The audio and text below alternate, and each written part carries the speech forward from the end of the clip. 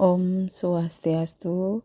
Assalamualaikum warahmatullahi wabarakatuh. Shalom, nama budaya, salam kebajikan, salam sejahtera bagi kita semua. Perkenalkan, nama saya Nimadinini, CGP Angkatan 11 dari Kabupaten Gianyar. Dalam video kali ini saya akan menyampaikan tentang demonstrasi kontekstual pemikiran Ki Hajar Dewantara dalam mewujudkan pendidikan yang berpihak pada murid. Filosofi pendidikan menurut Ki Hajar Dewantara yaitu pendidikan bertujuan untuk menuntun, di mana menuntun segala kodrat yang ada pada anak agar mereka dapat mencapai keselamatan dan kebahagiaan yang setinggi-tingginya baik sebagai manusia maupun masyarakat. Yang kedua, Ki Hajar Dewantara menjelaskan bahwa dasar pendidikan anak berhubungan dengan kodrat alam dan kodrat zaman.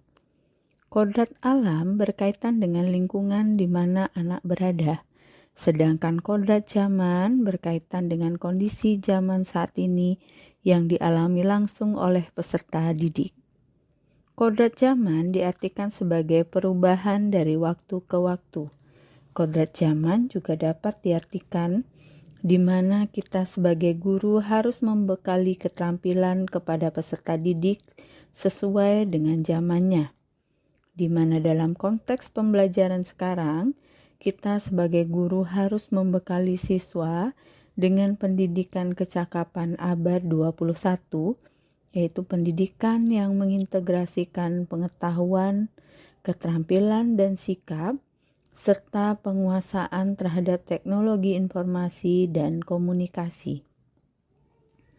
Selanjutnya, pendidikan budi pekerti juga menjadi bagian yang tidak terpisahkan dari pendidikan dan pengajaran di era abad 21 ini. Kita bisa melakukan kegiatan pembiasaan di sekolah dengan menanamkan nilai-nilai budi pekerti dan berakhlak mulia pada anak, sehingga bisa menghasilkan generasi bangsa yang berkarakter profil pelajar Pancasila. Selanjutnya adalah pendidikan yang menghamba pada anak, yaitu pendidikan menekankan pada minat dan kebutuhan, juga kemampuan individu dengan menghadirkan model dan metode belajar yang menggali motivasi dan segala potensi yang ada pada diri peserta didik. Dalam praktiknya, pendidikan yang dilakukan adalah berpusat kepada peserta didik atau student center, di mana guru tidak lagi berperan sebagai informasi dan pengetahuan, melainkan guru lebih berperan sebagai fasilitator yang mendampingi proses pembelajaran dan melayani kebutuhan peserta didik dengan memenuhi hal yang dapat membuat peserta didik tersebut berkembang dengan optimal. Yang terakhir, sebagai pembelajar merdeka, diharapkan kita sebagai pendidik mampu internalisasi semboyan dari Ki Hajar Dewantara, yaitu Ing Ngarso Suntolodo, Ing Madyo Namunkarso, dan Tuthuri Handayani, di mana guru menuntun peserta didik menjadi pribadi yang terampil, berakhlak mulia, dan bijaksana, sehingga mereka akan mencapai kebahagiaan. Adapun implementasi filosofi Ki Hajar Dewantara di sekolah, yang pertama yaitu penanaman pendidikan karakter.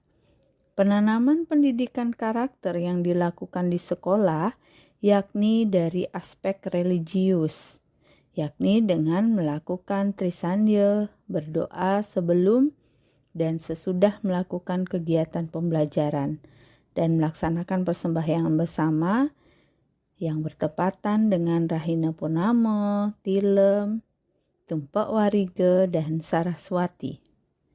Kemudian, pada aspek cinta tanah air, yakni melaksanakan upacara bendera pada hari Senin dan memperingati hari khusus lainnya, serta menggunakan pakaian adat Bali di hari Kamis. Pada aspek gotong royong dan cinta akan lingkungan, kita bersama-sama menjaga dan merawat lingkungan sekolah dengan kegiatan Jumat Sujati, yaitu Jumat Kerja Bakti. Kemudian, untuk meningkatkan aspek kreatif dan mandiri pada siswa dilakukan dengan membuat prakarya secara individu. Yang kedua adalah pengembangan minat dan bakat. Pengembangan minat dan bakat dapat dilaksanakan melalui ekstrakurikuler yang terdiri dari ekstrakurikuler wajib, yaitu pramuka, dan ada ekstrakurikuler pilihan, yaitu ekstrakurikuler tari, bela diri silat dan taekwondo, ekstrakurikuler matematika dan IPA, serta bahasa Inggris. Yang ketiga, pada kegiatan pembelajaran. Kegiatan pembelajaran yang dilakukan adalah kegiatan pembelajaran yang berpusat kepada peserta didik atau student center. Peserta didik diberikan ruang seluas-luasnya mengeksplorasi potensi diri serta berproses secara kreatif dengan didukung oleh guru sebagai fasilitator yang melayani dan menuntun proses mengekspresikan ekspresinya. Kegiatannya yaitu dengan kegiatan belajar berkelompok, kegiatan belajar di luar kelas. Adapun tantangan dalam penerapan pemikiran Ki Hajar Dewantara baik di kelas maupun di sekolah antara lain. Yang pertama, bagaimana guru dapat menuntun peserta didik agar lebih selektif menyerap budaya-budaya asing yang masuk tanpa meninggalkan budaya-budaya yang sudah ada. Yang kedua, bagaimana cara guru menuntun peserta didik dalam memanfaatkan teknologi yang ada di zaman sekarang. Adapun solusi penerapan pemikiran Ki Hajar Dewantara untuk menjawab tantangan tersebut adalah menggunakan asas trikon. Asas trikon yang pertama adalah kontinuitas.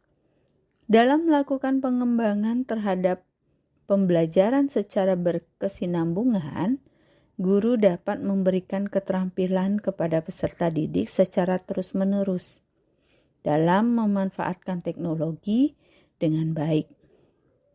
Yang kedua adalah konvergen.